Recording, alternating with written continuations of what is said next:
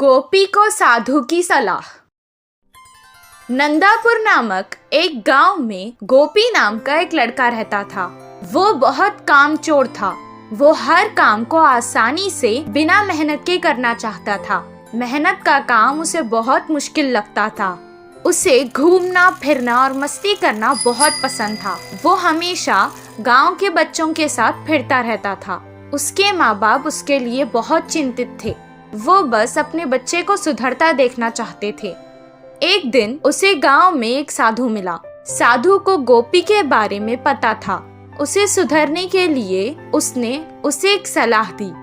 तुम बहुत अमीर हो जाओगे अगर तुमने मेरी ये बात मान ली तो। अपने गांव के बाईं तरफ एक आम का पेड़ है। उसके 10 कदम पर अगर तुम खोदना शुरू करोगे तो तुम्हें वहाँ सोने का खजाना मिलेगा। ये बात सुनकर पहले गोपी बहुत खुश हुआ, लेकिन मेहनत लगेगी सोचकर ये कहने लगा, आप इस खजाने के बारे में मुझे ही क्यों बता रहे हैं? आप खुद भी तो इसे लेकर अमीर हो सकते हैं। हम साधुओं को धन का लालच नहीं है, हम बस लोगों की मदद करते हैं।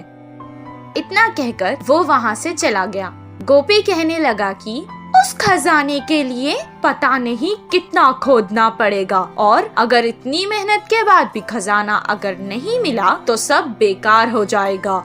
इतना कहकर वो भी वहाँ से चला गया। हर काम को वो ऐसे ही टाल देता था। कुछ दिन बाद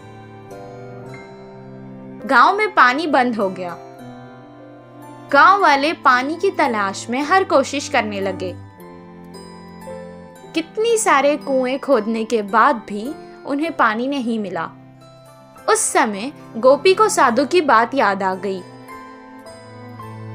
मैं अगर इस बुरे समय में वो खजाना लेकर इस गांव से चला जाऊं तो आराम से रह सकता हूं, वो सोचने लगा और वहां से फावड़ा लेकर आम के पेड़ के पास खोदने चला गया।